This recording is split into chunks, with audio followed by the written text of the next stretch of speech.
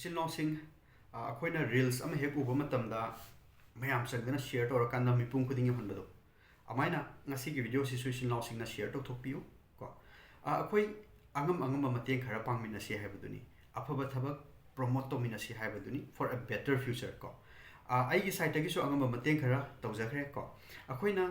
hojiki society da akhoina uba phangba se akhoi gi youth sing adagi student sing ko moi sing se natta balambi de yam lai chat ki base khoi adum uba phangi ko loinana akhoi gi fattaba habit sing matau tamba social media ge influence ni khangde natraga akhoi atop platform sing da gi ni khangde ko masi yam toina di uba phangi hairiba talaksida all sora students union na winter camp ama singa do ri yena aingonda ai gi famda haipetang ninjang bi rai aduga angamba mateng kharasu yaragadi pangbina ba kaina madui matungina ai gi site gi di yamba daba thidana rupa lising manga khatang hairiba union asigi president adil saita sinajakre ko so maina isin no mayam nasu afaba thabak sing afaba step sing da koi promote tawningba gi wakhalon leiba taragadi akoi sel oina ngamdaba taragasu akoi gi word of appreciation khatang oi taragasu madu kano to contribute to bira kanda koi pukning thogat minasi haibaduni ko masida aina tawjeriba gi maru oiba maram so ai hapetang haijarake ko moi gi sida leiriba program dudi kai no haibadu koi gi December date 27 dagina 31st December fawani singa doisi ko aduda tonga to events dudi sida leijare aina maru oina masi aina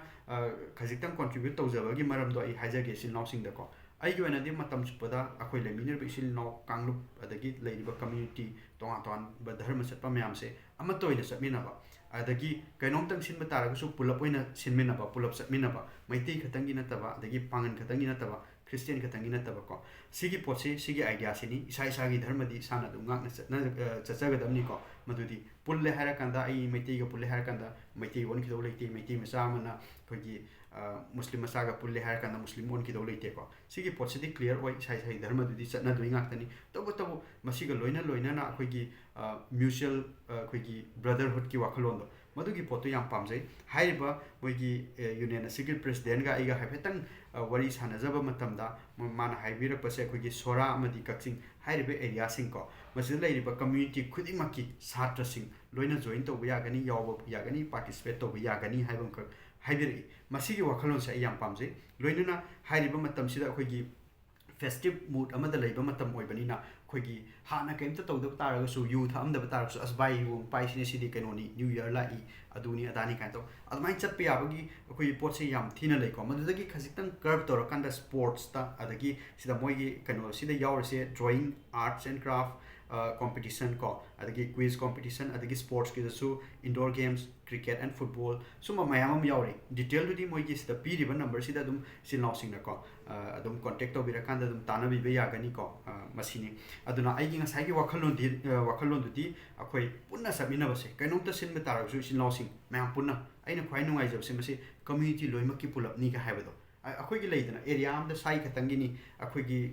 all muslim ka hara kanda all maiti ka hara kanda all christian ka hara ton ba tawdo madui mahota hoi madusu matang gi ona leinaram ba yai but ai gi oi wakhalon dana pulap ki ona tawsa masi ai gi khwaidi pamjabne aduna maram oira kanda ni yam da ba ai gi angam ba khajik tang oi tarasu contribute tawjage tawjari si moi gi seida prize yen thokpada khajik tang mating oi ba yai natraga sili langi sida ko 27th December dagi 31st ko sin ba haibase sel khara dum changani effort changani ko madu myam do at least sinlaw singna sel oina contribute to bidaba taragsu sumaina to khoi gi kano se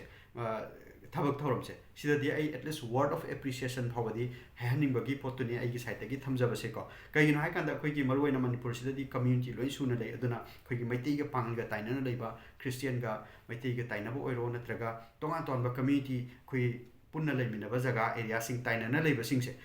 sigi sida di sumba kano sing se event sing am toina sinbam darkar oibran khale khoi manipur gi leiba situation sida ta sengna punna sinminaba ko punna thabak chenminaba haibase khoi kai akhoi unity am puraknaba gi maram ma dum oi akhoi na college ta leiringi matamda community loina pulli maduda akhoi gi aina maitei ni aina kanoni muslim ni aina duni na kanam khaidok na bagi poto sungchen chen de karigino haiba kanda thabak khudimuk se ma punna senminabni na loina nungsi sana leimini madugi poto madu school gi college ki madudagi hendora kanda akhoi gi